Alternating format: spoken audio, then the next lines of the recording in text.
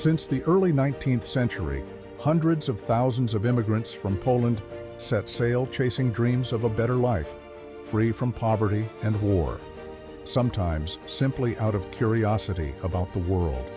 For the next 200 years, the wave of migration never ceased. Emigration is a part of our DNA.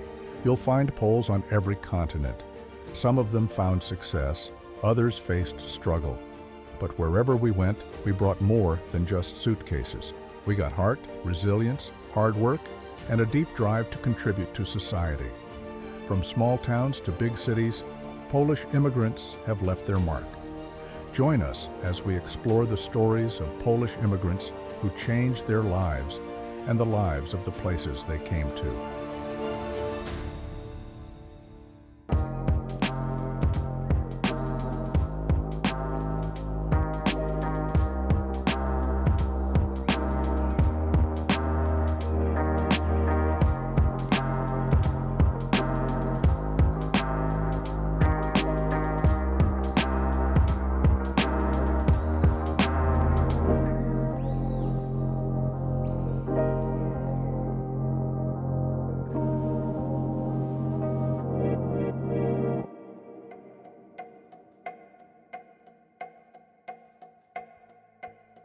My name is Magda Adamska. I came to London more than 12 years ago.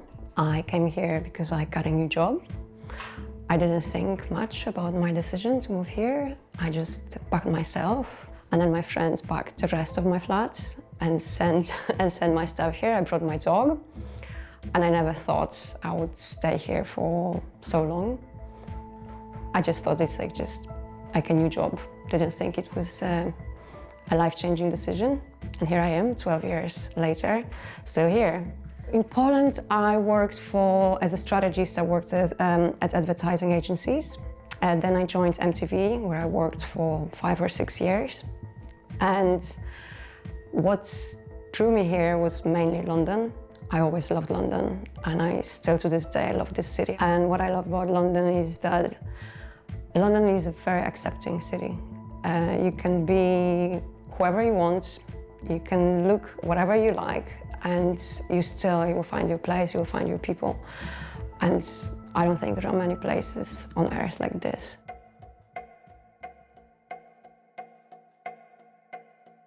When it comes to differences, yeah, of course, there are many differences. I would say on a spectrum, Polish people are here and British people are here. We are very, very different. We communicate differently. We maybe value different things. But like Polish people, and I'm as well, we are very direct.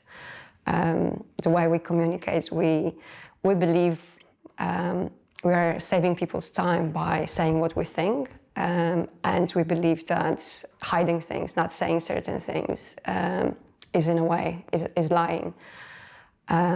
While people here, they look at this completely differently. They are much more indirect. They think that our directness is actually, it's a bit, we are a bit naive, and especially in the corporate environment, when you are direct, when you say what you think, this is a sign that you maybe, you don't know how to play the system that well, you're a bit naive. And in more social situations, it may be perceived as being arrogant or rude. So this is the biggest difference. Another difference is that Polish people, we are very emotional. We show our emotions, whether these are pleasant emotions like joy or less pleasant emotions like anger. And we think that, this is our role to show what we feel, what we think. British people are much more reserved. You often don't know what they think, and they think this is a polite way to behave, not to share their emotions. So we are on two extremes when it comes to communication. For me, when I moved here, it took me a good 6 months, if not more, to realize when someone says that something is interesting, it doesn't really mean, it's interesting, fascinating. It means, there might be something wrong with it. It's just they will not tell you, it's bad, it doesn't make any sense. They will say, no, it's interesting. So that's one example. I remember I got this feedback, my first evaluation at work, and it was that strategically I'm very strong, but my language is maybe a bit too abrupt, and I should learn how to communicate differently. And you know, when you spend the whole life thinking that being direct and being honest is a good thing, you know, you won't change it for a corporation, even if it's a great corporation. But still, I think the Polish community has integrated very well in London. So I think it's working somehow, even despite the differences.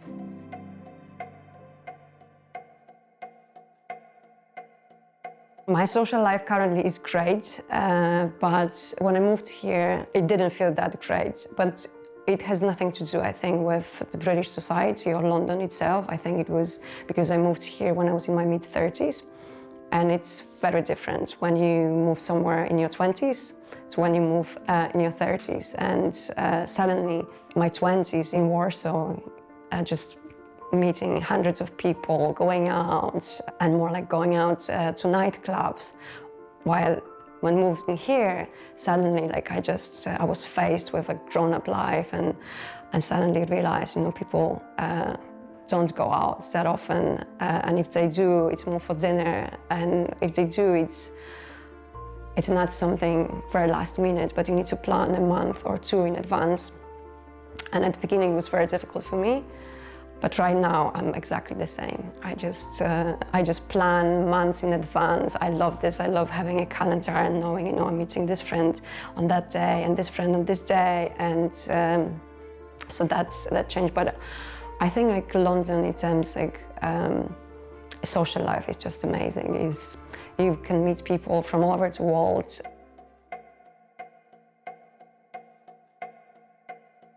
I joined a British company here. I was a brand strategy director, a global brand strategy director. I spent here 2 years. I knew very soon that this is not the environment for me.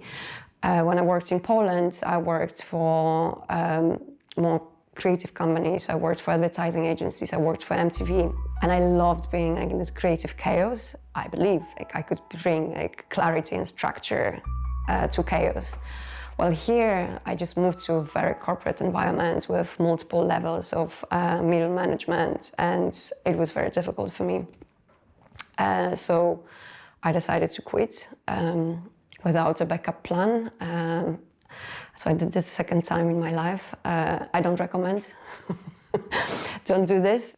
After quitting the company, for 3 months, I was just enjoying my life. I went to Thailand for a few weeks, and just basically, I loved feeling free. But then month number 3, and then I suddenly started realizing like just there's something missing. And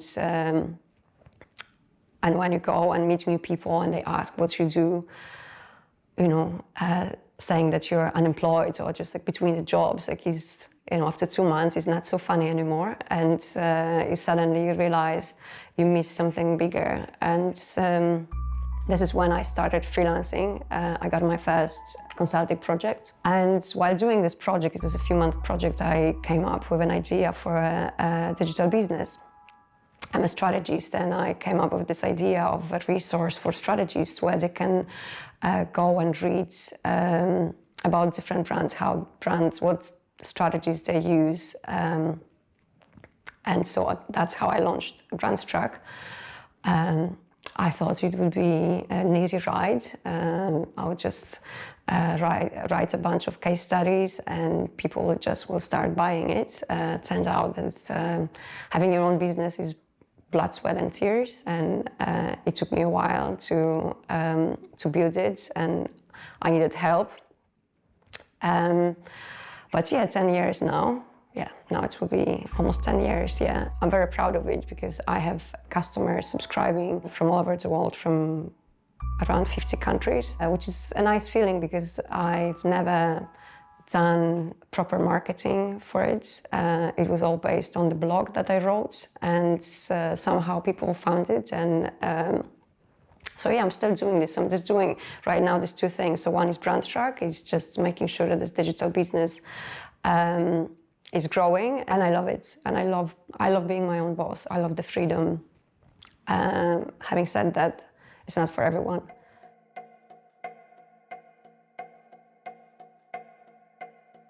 I'm a joke, but it works for me. And I have a 5-hour morning routine. Yes, and I wake up very early. I meditate. I do my mobility exercises because, like, from working on my computer, I just, my lower back, my neck, everything is has been injured at some point. I go to the gym. I do my Spanish lesson. I do my stretching exercises, my breakfast, shower, and 5 hours goes like this. So.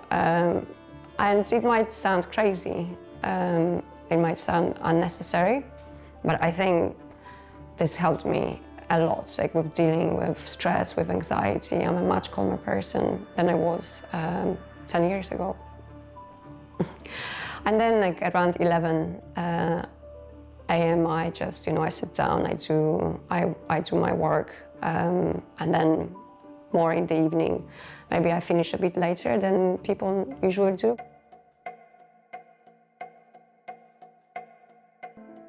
I think my greatest achievement on a personal level is that I found my people.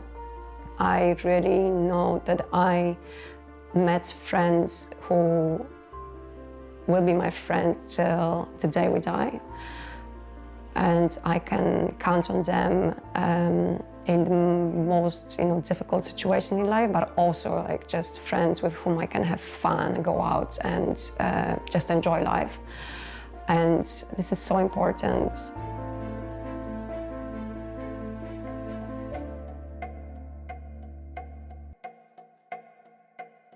It's a daily, like I constantly am thinking what I want to do, whether I want to stay here or whether I want to move to Poland. But I think right now, I don't think I'm ready to go back to Poland, even though I'm pretty sure that my quality of life in Poland will be higher. Even when I moved from Poland to here, my quality of life was higher in Poland than here. London is not a city you come for quality of life. You don't come here for comfort, you come here for adventure, for culture, for art, for dancing, for cocktails, for the best food in the world, but definitely not comfort. So I don't feel like coming back yet. I love London, and for now I want to stay.